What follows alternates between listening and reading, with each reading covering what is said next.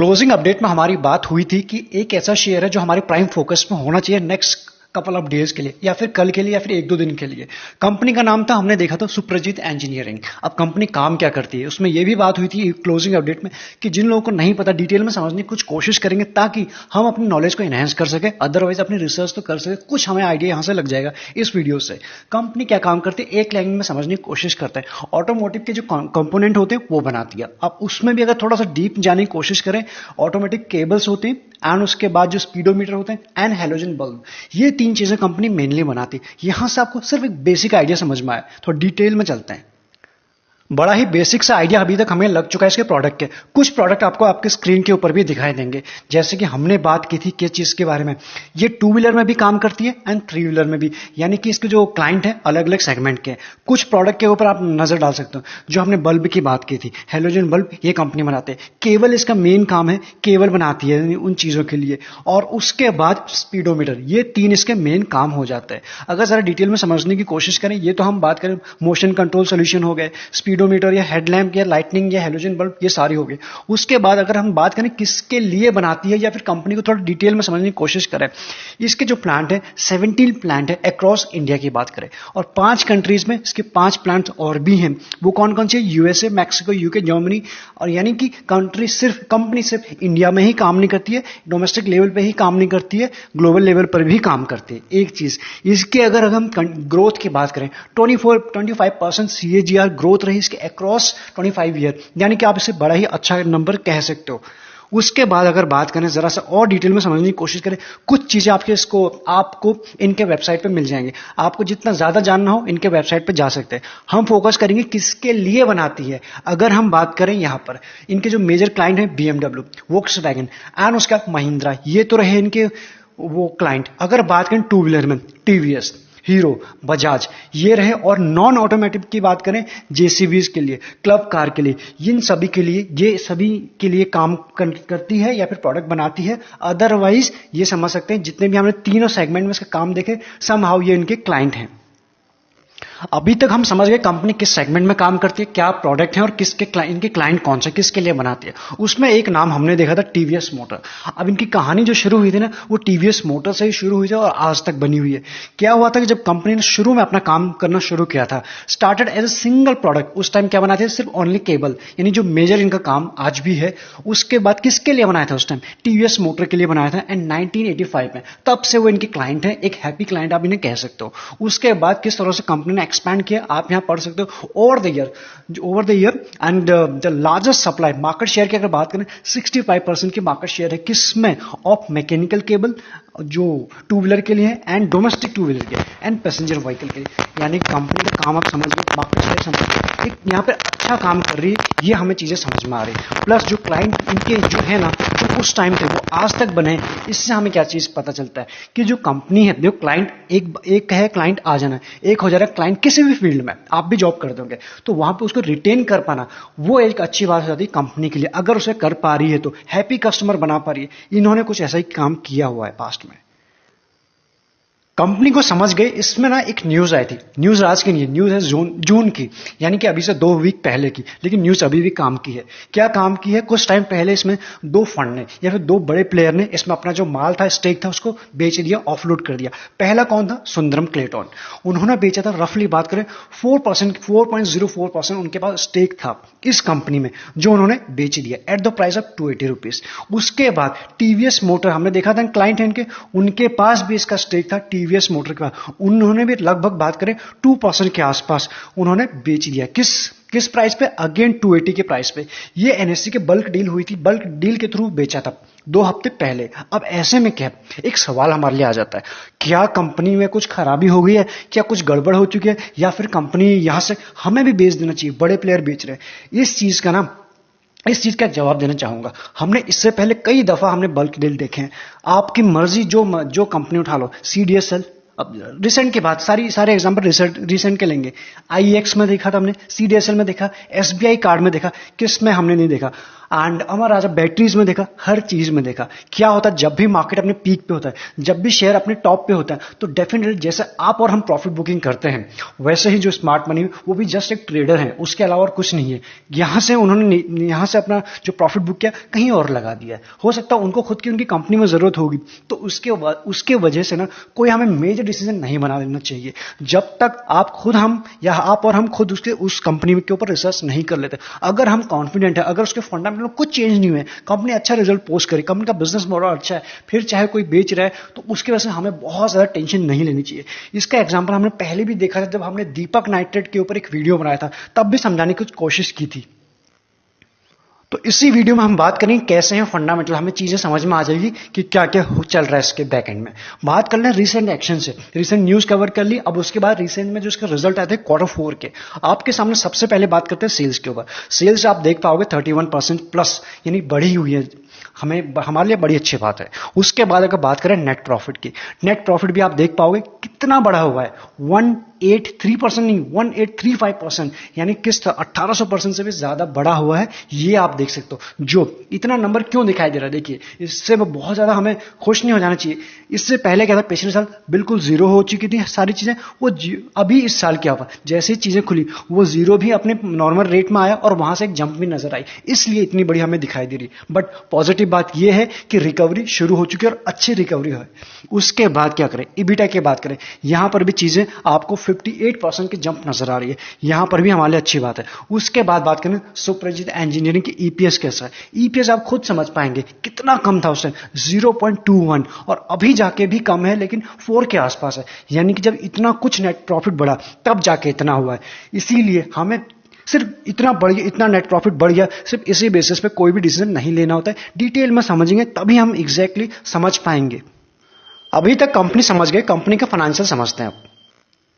5 साल में बात करें इसके सेल्स ग्रोथ के ऊपर, आपको 15% प्लस दिखाई दे रहे थे, जो हमारे लिए अच्छी बात है। लेकिन 3 साल में अगेन 8% के आसपास, तब भी ओके था। 1 साल में कैसी डेंट आई हुई है आपको क्लियरली यहां पे समझ में आ रहा है।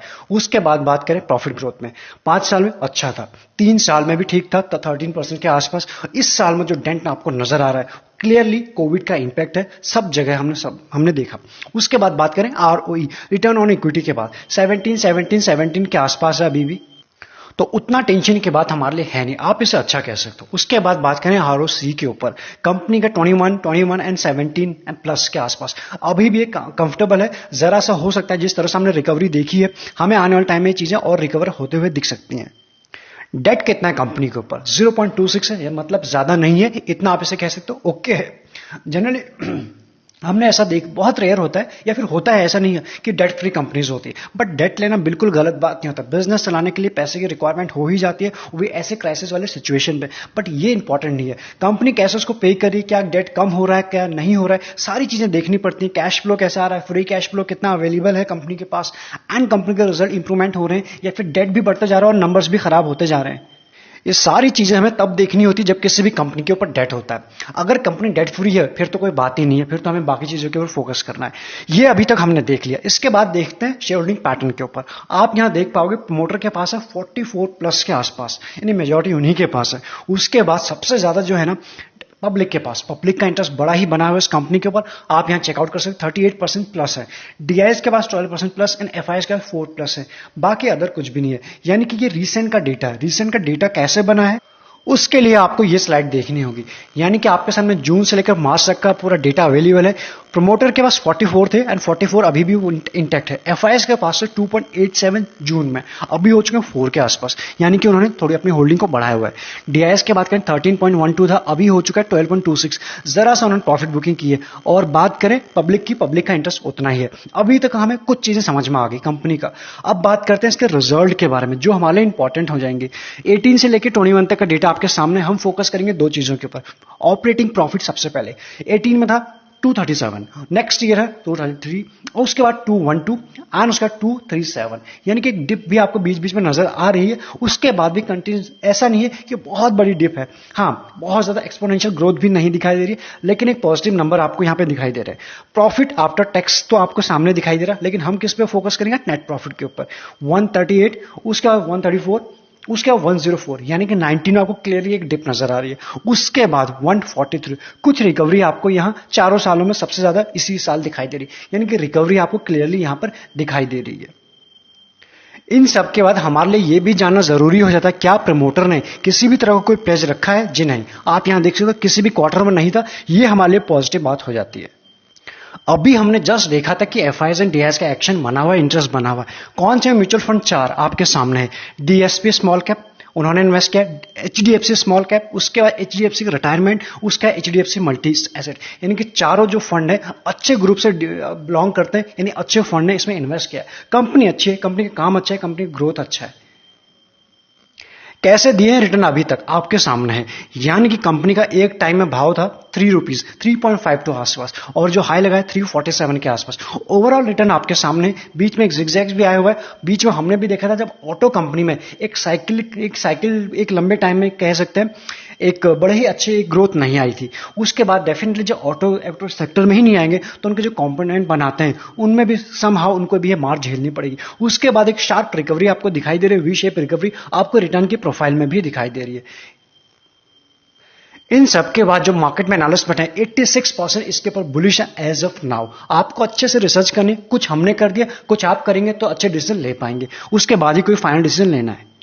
लंबे टाइम में हमने देख लिया रिटर्न कैसे दिए, शॉर्ट टाइम में आप जल्दी से आप यहां देख लेते हैं। 3 साल में ज्यादा रिटर्न नहीं दिए, लॉन्ग टर्म में कंपनी ज्यादा रिटर्न नहीं दिए, 1 साल में अच्छे रिटर्न दिए, 6 महीने में भी अच्छे दिए, 3 महीने में। हमारे लिए इंपॉर्टेंट यही हो जाता है। इसी बीच में सब कुछ हुआ था, बल्क डील भी देखी हमने, एक के बाद दो बड़े प्लेयर ने अपना जो होल्डिंग है उसको कम किया, सब कुछ देखा हमने। उसके बाद भी रिटर्न जो है आपके सामने। इसके बाद वैल्यूएशन के ऊपर नजर डालें, आप यहां देख पाओगे इंडस्ट्री की पी है, ओनली पी रेशियो के हिसाब से देखें 31 के आसपास है और ये आपको 28 के आसपास है, यानी कि अभी भी आपको अच्छे रीजनेबल प्राइस में मिल रहा है, बहुत महंगा नहीं मिल रहा है। कंपनी का पी थोड़ा पुअर है, आपके 9 है आसपास, जो आप इसे पुअर कह सकते हो। डिलीवरी की बात करें आज के दिन ऑलमोस्ट 60% के आसपास हुआ है, 59% प्लस हुआ है, जो एक अच्छी बात है हमारे लिए। डिविडेंड यील्ड की बात करें 0.61 है, यानी 1% से कम है, लेकिन जो है आपके सामने है। ओवरऑल अभी तक आप समझ गए कंपनी किस सेगमेंट में काम करते, कौन क्लाइंट हैं, कि डोमेस्टिक इंटरनेशनल सबको समझ गए, उसके नंबर समझ गए। बाकी फिर हमने अनबाइज्ड एक व्यू आपके सामने प्रेजेंट करने की कोशिश की है। चार्ट के ऊपर नजर डालते हैं, आपके सामने वनडे का चार्ट लगा, चार्ट को हम डिस्कस करें। अगर अभी तक आप प्राइवेट चैनल का पार्ट नहीं बने या फिर आपके पास डीमैट अकाउंट नहीं है, जिसके साथ भी आप कंफर्टेबल हो, एलिस ब्लू हो या एंजल ब्रोकिंग, आपको दोनों का लिंक डिस्क्रिप्शन में मिल जाएगा। अकाउंट ओपन करा सकते हैं डायरेक्टली। कुछ बेसिक डिटेल आपको हमारे साथ शेयर कर देनी, आपको प्राइवेट चैनल पर जोड़ दिया जाएगा। वहां पर हम क्या होता है कुछ जो अपनी चीजें होती है वो सिखाने की कोशिश करते हैं, प्लस अपने ट्रेड भी कुछ शेयर करते हैं। वन डे के चार्ट के ऊपर फोकस करें। ये जो आपको बड़ी सी कैंडल दिखाई दे रही है विथ वॉल्यूम के साथ, यहां पर ये आपको दिखाई दे रहा है क्या, ये वही बल्क डील है जो हम डिस्कस किया था अभी। जैसे ही बल्क डील हुई थी उसके बाद शेयर ज्यादा नहीं गिरा, सिर्फ उसी दिन गिरा था। और उसके बाद आप यहां देख पाओगे जो हमने डिस्कस किया था, जनरली जब शेयर या फिर मार्केट अपने टॉप पे होता है तो जनरली मैक्सिमम जब भी आप देखोगे किसी भी साल में देखेंगे जो बल्क डील होती है तभी मैक्सिमम होती है। उसी वक्त हुआ बिल्कुल टॉप के आसपास हुआ है एंड वहां से शेयर ने बिल्कुल सपोर्ट लिया अपने 50 डे ईएमए के आसपास, जो आपका ग्रीन एंड आपको येलो लाइन दिखाई दे रही है, इंपॉर्टेंट सपोर्ट है इसके। एंड उसके बाद वहां से ज्यादा नहीं गिरा, वहां से सिर्फ कंसोलिडेट किया। अब यहां से ना हमारे प्राइम फोकस पे हो जाना चाहिए। यहां से कभी भी इसमें आज के दिन इसमें कुछ अपमूव आई जरूर थी, लेकिन मार्केट वोलेटाइल जरूर था, आपने भी देखा।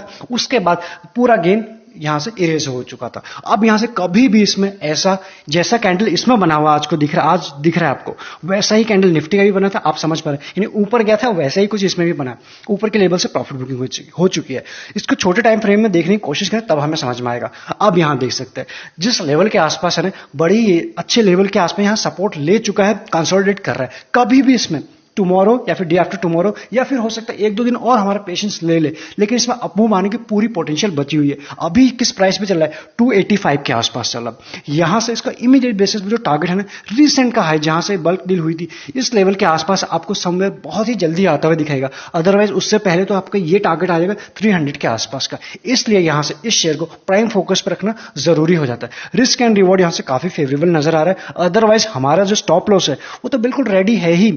ये जो आपको दिखाई दे रही है ये सारे के सारे लोज हैं, ये तो हमारा है, ये टूटेगा तो हमें नीचे के लेवल आते हुए दिखाई देंगे, इसलिए बट यहां से इस वक्त हमें थोड़ी सी ऊपर की तरफ नजर करनी चाहिए, ऊपर की तरफ देखना चाहिए। अदरवाइज मार्केट है, मार्केट में कुछ भी हो सकता है, इसलिए लॉन्ग टर्म के लिए भी ठीक है, एटलीस्ट मिड टर्म के लिए अच्छा है, अदरवाइज स्विंग में तो आपको बड़ा ही अच्छा यहां से रिटर्न दिया जाएगा, क्योंकि कंपनी का काम है, काम आप जब भी फोकस करते हैं कंपनी के काम के ऊपर फोकस की जाएगी, उसके बाद ही आपको कंपनी बाकी चीजें समझ में आ जाएंगी। चलिए, इसमें आप कुछ समझ गए होंगे, अदरवाइज अभी भी कुछ क्वेरी है आप हमें कमेंट में लिख सकते हैं, या फिर नेक्स्ट वीडियो का टॉपिक भी डिस्कस कर सकते हैं, हम उसे कवर करने की कोशिश करेंगे। चलिए, अदरवाइज रेगुलर अपडेट के लिए आप चैनल को सब्सक्राइब तो कर ही सकते हैं। अगर